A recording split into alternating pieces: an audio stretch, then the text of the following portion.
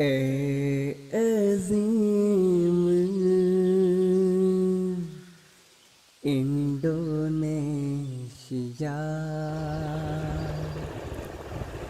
Jayalah Indonesia.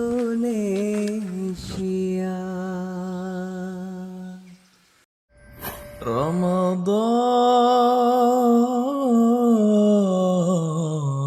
Mubarak. Assalamualaikum, Balik. Waalaikumsalam. Gimana? Panas-panas gini mau telaah di luar ruangan ini kayaknya nih. Nggak aus-aus nih, Pak. Ngabuburit, Ngabuburit. persiapan daras Ramadan nanti. Oh gitu. Nah, iya. Deres kapaunya, Pak. Bukan nanti biasa kan kalau balik daras taraweh Deres sebentar taraweh. kultum. Oh. Jadi apa yang kita bahas nih? Saya dengar kemarin beberapa hari lagi kita harus masuk ini itikaf nih ya. Nah, itikaf itu kalau kira-kira mau balik nih, itikaf itu boleh di rumah nggak? Oh, itikaf ya. Nah, berkenaan dengan itikaf, Allah Ta'ala itu ya, berfirman ya, kepada Nabi Ibrahim dan Nabi Ismail ya, di mana Allah Ta'ala berfirman ya, A'udzubillahi minasyaitonirrajim Wahidna ila Ibrahima wa Ismaila ang tahira baitil taifina wal akifina wa ruka'is sujud. Ya. Di sini Hazrat Ibrahim dan Hazrat Ismail diperintahkan untuk membersihkan tempat sholat, ya, khususnya Mekah itu sendiri. Salah satunya untuk tempat sujud, untuk tempat beribadah, dan untuk tempat beritikaf. Nah, apa itu itikaf? Ya? Apa itu itikaf? Ya? Apa itu, Pak? Itikaf Nah, itu, Pak. kalau itikaf ini dari segi arti, akafa yakufu itikafan, yang berarti tinggal di satu tempat. Nah, namun secara istilah ya, dari kamus bahasa Indonesia, itikaf ini ialah tinggal di masjid untuk niat beribadah ya, di dalam bulan suci Ramadan. Jadi Nah, bukan di rumah ya? jadi kalau itikaf tadi tinggal di satu tempat.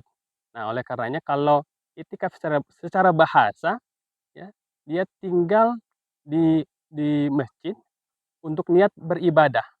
Nah, tentunya tinggal sebentar saja di masjid ya, niat beribadah, di sana sudah bisa disebut itikaf.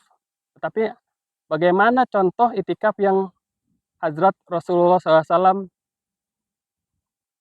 ajarkan kepada kita? Nah, inilah yang nanti kita sedikit bahas.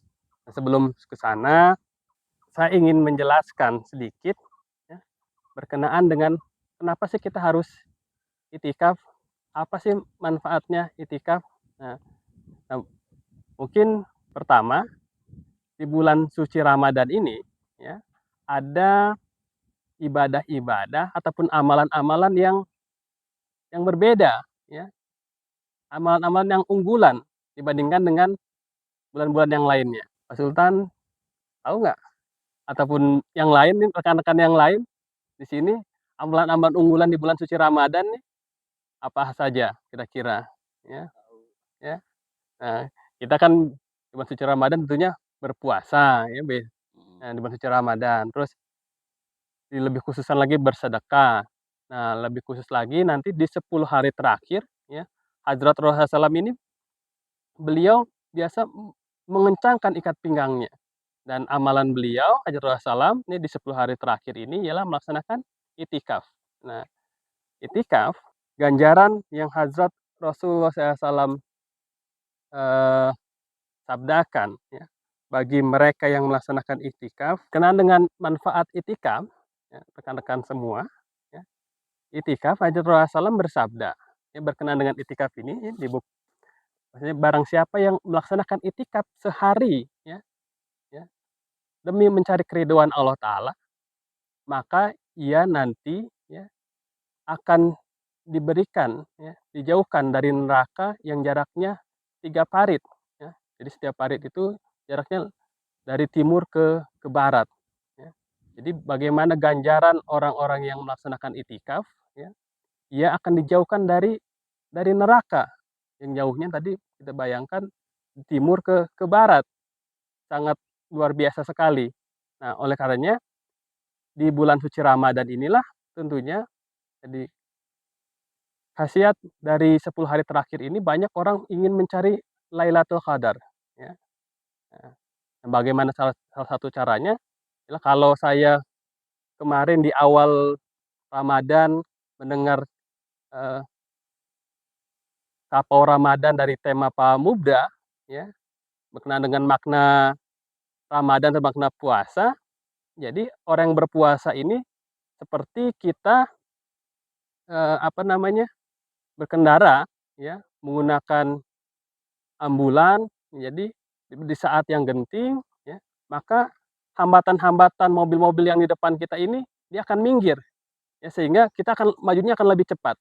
Nah, oleh karena inilah itikaf, ya, supaya tadi hambatan-hambatan duniawi kita ini minggir semua, sehingga kita fokus beribadah kepada Allah Ta'ala, ya. Nah, inilah yang kemudian ganjarannya, ya, ia akan cepat berkomunikasi, mendapat komunikasi dengan Allah Ta'ala. Nah, oleh karenanya tadi pertanyaannya, apakah itikaf ini boleh di rumah, ya? Nah, sunnah dari Hajjatul Wassalam, ya, dalam 10 hari terakhir, ya, kita ataupun Hajjatul Wassalam, beliau tinggal di masjid, ya, sunnahnya. Jadi walaupun tadi kita tidak boleh melarang, ya, orang mau beribadah di rumah, baca Quran di rumah, tidak apa-apa, ya. Tapi kalau sunnah itikaf itu ialah 10 hari di di hari terakhir di bulan suci Ramadan.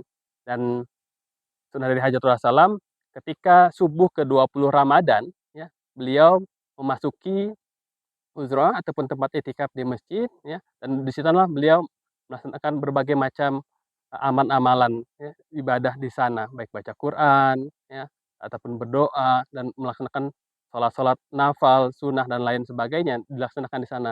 Yang tadi digambarkan, maka hambatan-hambatan, halangan-halangan, keperluan-keperluan dunia lainnya ini hilang kalau kita tinggal di masjid. Beda kalau di rumah ada gangguan, ya. Jadi kalau tadi digambarkan seperti saya gambarkan, cerita dari Pak Bubda yang di kesempatan Kapau yang lalu, ya. Jadi kalau kita di rumah masih akan ada hambatan, ada mobil nanti masuk, eee, ke jalan kita, ada orang yang nyebrang, kita pun berhenti lagi, ya kalau di rumah kan banyak gangguan-gangguannya. Nah, oleh karena itulah sunnah dari Hajjatul Wassalam kita tinggal di masjid, ya. Itulah. Ada lagi Pak nih Pak, kira-kira kita boleh nggak itikaf, tapi kita nggak puasa, kita tanpa puasa gitu? Ya, nah inilah itikaf boleh tidak tanpa puasa, ya. Jadi saya, eee, mendengar, ya, melihat ya dari Mufti Sisila yang tadi disampaikan bahwasanya berkenaan dengan itikaf tadi, ya sebagaimana kalau orang mau niat beribadah itu kita tidak boleh larang, ya. Mau beribadah apapun, ya, yang baca Quran, sholat dan lainnya, kita tidak boleh larang, ya, niatnya. Itu kan satu hal yang baik. Tetapi tadi itikaf yang sesuai dengan sunnah dari Hajjatul Wassalam ialah beliau tinggal di masjid dan tentunya syarat utama dari itikaf ialah berpuasa, ya. Kalau dia tidak berpuasa, ya, di bulan suci Ramadan ini syarat utamanya ialah berpuasa. Jadi kalau dia tidak berpuasa, ya itu bukan termasuk itikaf, ya, secara sunnah daripada Hajjatul Wassalam. Tetapi kalau dia hanya tinggal diam di masjid saja untuk ibadah, baca Quran, baca, eee eee, berdoa di sana untuk lebih khusyuk lagi ataupun sholat-sholat, nafalnya, ya, sholat-sholat sunnahnya di sana mungkin. Tetapi tadi sa orang muslim diwajibkan di bulan suci Ramadan itu berpuasa, ya. Kalau tidak berpuasa, ya, di bulan suci Ramadan, maka ada hukumannya yang mungkin nanti ada pembahasan lebih khusus, ya. Nah, oleh karena tadi kalau orang muslim dia tidak mempunyai halangan, ya, tidak berpuasa, nanti ada ganjarannya, ada hukumannya. Tetapi kalau kalau ada halangan ataupun halangan dia tidak berpuasa, tetapi dia ingin beramal, ya, beribadah lebih, ya tadi dia bisa tinggal di masjid beberapa sehari misalnya tadi ya, untuk dia lebih fokus lagi ya beribadahnya. Tapi tadi itu bukan dianggap sebagai itikaf yang sunnah yang diajarkan oleh Hajarul Assalam. Berarti intinya nggak boleh apa, itikaf tentu juga harus puasa ya berarti Pak, kan itu kan di Iya, bulan Ramadan itu Pak ya. Kira-kira kalau itikaf itu kan biasanya kalau kita dengar tuh, 10 hari. Apakah betul harus seperti itu Pak, harus 10 hari? ya. Jadi berkenaan dengan itikaf tadi, saya saya ulangi lagi ya, sunnah daripada Hazrat Rasulullah SAW itu, beliau di 10 hari terakhir ya, beliau melaksanakan itikaf di masjid. Ya, dari tepatnya di subuh ke-20 ya. Jadi bukan di subuh ke-21, karena nanti kalau subuh ke-21, kalau, hitungan bulan ini ya, dia biasanya kita hanya 29 hari ya. Ya jadi kalaupun nanti digenapkan menjadi 30 hari. Nah, untuk mengikuti sunnah daripada Hajarul Assalam ya 10 hari terakhir ya, maka yang tepat ialah di subuh ke-20 ya, kita bisa sudah masuk ke tempat itikaf ya, ke masjid tempat tempat itikaf di sana. Nah, di sanalah kemudian, eee, tadi ini sunnah daripada Hadrat Rasulullah SAW ya. Kemudian tadi kalau kita apakah bisa ya itikaf ini hanya tidak 10 hari ya. Kalau tadi itikaf ini tujuannya niatnya 10 hari ya. Tetap tetapi kalau kita tahu misalnya ya, kita, untuk melaksanakan itikaf ini sesungguhnya yang pertama yang diperhatikan itu kita harus mempersiapkan diri ya. Karena selama 10 hari ini kita harus sudah meninggalkan aktivitas-aktivitas pekerjaan-pekerjaan yang lainnya, kita sudah tinggalkan ya. Nah, kita fokus di ibadah saja. Nah, oleh karenanya sebelum itikaf ini semua pekerjaan-pekerjaan kita tinggalkan terlebih dahulu, bereskan terlebih dahulu. Sehingga setelah kita masuk untuk niat itikaf, maka kita sudah fokus dalam ibadah saja, ya tidak fokus lagi ya ada gangguan-gangguan lain, ya. Nah, kalau misalnya kaum ibu ya, dia sudah tahu misalnya, jadwal halangannya, haidnya, ya.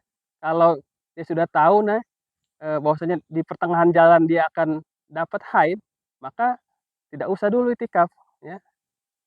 Dicoba di tahun selanjutnya. Tetapi tadi kalau dia tidak tahu, ya yang ataupun, seseorang yang dia tidak tahu ada halangan lainnya, dia boleh itikaf ya, untuk meniatkan di 10 hari terakhir. Tetapi kalau kalau dia tiba-tiba misalnya sudah masuk hujroh, sudah masuk ke tempat itikaf, kemudian ada halangan dia sakit ya di sana, ya maka itu di luar kuasa kita. Tapi kalau kita tahu nih nanti pas ketika itikaf nih, kita ada pekerjaan kantor, ya nanti ataupun ada pertemuan yang harus meninggalkan tempat itikaf, ya maka tuh itu tidak diperkenankan. Yang lebih baik ya sebelum sebelum kita masuk berniat untuk itikaf, semua pekerjaan-pekerjaan kita, semua yang berhubungan aktivitas-aktivitas kita itu sudah diselesaikan terlebih dahulu. Ya, sehingga seperti yang tadi dipermisalkan Pak Umda, kita ibadah ini lancar jalannya, tidak ada gangguan lagi. Ya. Nah, oleh karena ini yang kemudian banyak juga tadi kita ketika itikaf kemudian tadi dianggap hanya tinggal tidur di masjid saja, sehingga pekerjaan kantor dibawa ke masjid, dikerjakan di sana. Padahal tadi fokus ibadah kita akan terganggu ya. Dan tadi konsentrasi kita untuk ibadah kita akan terganggu dan itu akan mencemari dan akan mengurangi nilai-nilai itikaf kita. Dan sayang ya kalau kita sudah memfokuskan untuk ibadah ya selama 10 hari tapi dikotori oleh hal-hal kecil, walaupun itu tidak tidak tidak membatalkan itikaf kita ya. Nah, jadi syarat itikaf yang disajarkan Rasulullah adalah 10 hari terakhir. Oleh karenanya untuk orang yang itikaf tadi karena ganjarannya pun luar biasa ya, bahkan di 10 hari terakhir itu ialah bagi orang yang mereka ibadah khusus akan mendapatkan Lailatul Qadar. Nah, maka orang yang itikaf tadi ya dia harus sudah bebas ya, sudah bebas dengan aktivitas-aktivitas yang dia kerjakan, ya. Fokus saja di dalam ibadah. Nah, maka tempat itikaf ini yang Hadrat ya di dalam riwayat ya, diriwayatkan tempat itikaf ini ya tadi ialah di Masjid Jami. Ya, Masjid Jami ini masjid yang biasa dilakukan sholat berjamaah ya. Maka di sanalah kita membuat huzroh, buat satu tempat untuk kita tinggal ya.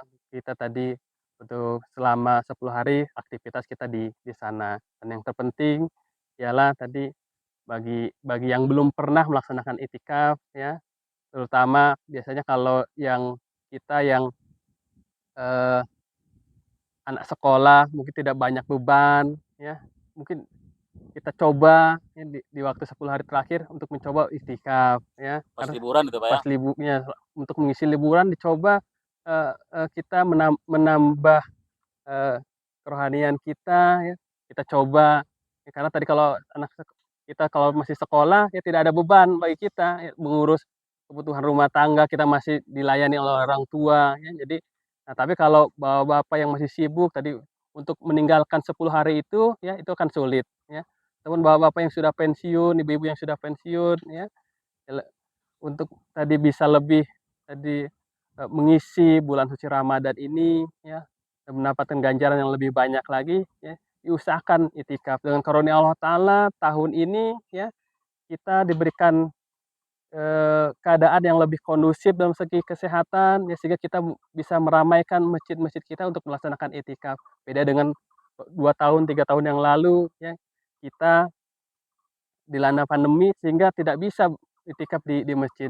Walaupun tadi untuk ibadah dimanapun tuh bisa saja. Tapi tadi untuk lebih khusyuk lagi, tadi untuk jalannya lebih lancar lagi, maka beribadah di masjid itu akan lebih baik ya. Ini sajalah yang berkenaan dengan itikaf ya. Kalau nanti kesempatan lain ya kita akan bahas lah, atau masih banyak yang ingin dibahas berkenaan itikaf, saya cukupkan karena mungkin bentar lagi sudah mau azan nih. Bentar lagi mau Pak. berbuka ya. Ya, cukup dulu sekian. Ya, untuk topik saya. Assalamualaikum warahmatullahi wabarakatuh. Waalaikumsalam.